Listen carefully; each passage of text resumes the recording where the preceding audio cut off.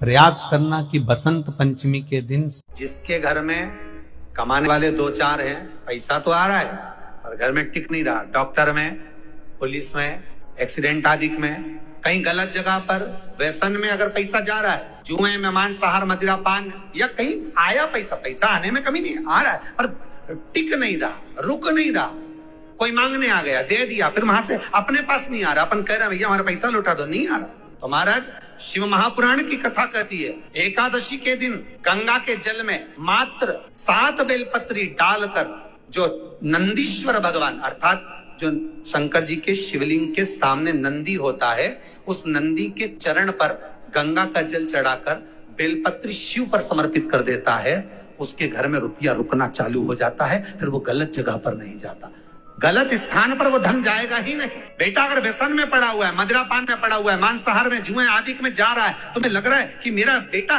गलत मार्ग पर जा रहा है, ये मित्र दोस्ती गलत हो रही है, वो सही जगह पर आ जाए। कई लोग इसको धन के लिए भी करते हैं, संपदा के लिए, संपदा के लिए अर्थात जिसका व्यापार नहीं चलता, जिसके घर में पैसा नहीं आता, या नौकरी नहीं लग रही, या सर्विस नहीं लग रही, आप अप्लाई कर रहे हो, जगह जगह जाकर इंटरव्यू भी दे रहे हो और पैसा नहीं आता, तो उसके लिए भी प्रयास किया जाता है। पर उसके लिए यहाँ पर जो धन के लिए करते हैं, उसके लिए विष्णुपदी के लिए करते हैं। मतलब जैसे गंगा के जल में तुलसी के 11 पत्ते डाले जाते हैं। कितने पत्ते डालते हैं?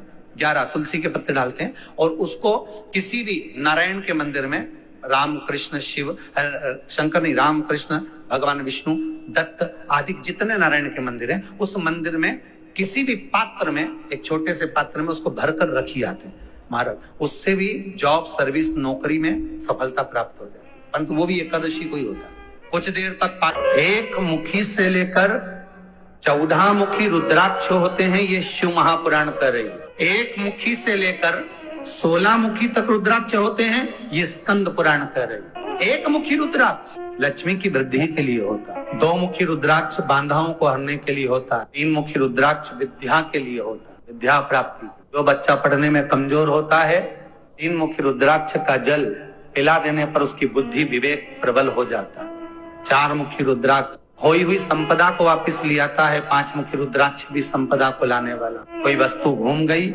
चली गई कहीं पर, नहीं मिल रही, बहुत प्रयास कर लिया, चावल की कटोरी में 4 मुखी रुद्राक्ष या 5 मुखी रुद्राक्ष को रख दीजिए, 3 दिन तक रखिए, वो वस्तु अगर घर में है तो हाथ में आ जाएगी, तुरंत मिल जाएगी। 4 और 5 में 6 मुखी रुद्राक्ष अटके हुए काम को सफल बनाता है।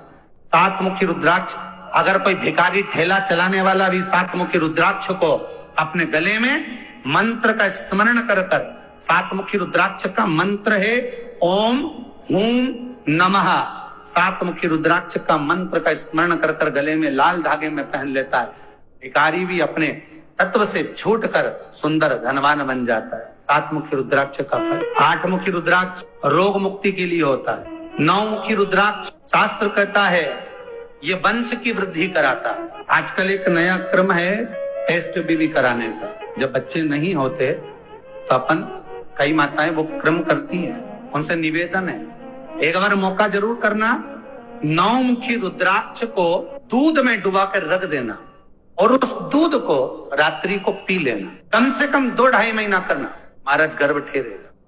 9 मुखी रुद्राक्ष का दूध पति और पत्नी दोनों पिए, संतान की प्राप्ति के लिए 9 मुखी रुद्राक्ष प्रबल है। 10 मुखी रुद्राक्ष घुटने का दर्द, कमर का दर्द, उसके लिए होता है। 11 मुखी रुद्राक्ष रोग मुक्ति के लिए होता है। 12 मुखी रुद्राक्ष ब्लड प्रेशर के लिए होता है। 13 मुखी रुद्राक्ष महाराज संपदा को बढ़ाने के लिए होता है, और 14 मुखी रुद्राक्ष वैभव के लिए होता है। ऐसे 1 मुखी से लेकर 14 मुखी रुद्राक्ष होते हैं, जो शंकर भगवान ने व्याख्यान वर्णन स्वयं तुमरुका जी के सामने किया। जिस समय शिव महापुराण विराम दे रहे हैं तुमरुका जी, भगवान शंकर ने अपने गले की माला निकालकर रुद्राक्ष की तुमरुका जी को दी। जब तुमरुका जी के गले में माला पहनाई तो तुमरुका जी ने पूछा, इस रुद्राक्ष में क्या लाभ है, इस रुद्राक्ष का क्या फल है, आप मुझे वर्णन करें। शिव महापुराण की विद्धेश्वर संहिता में ये सब वर्णन लिखा है।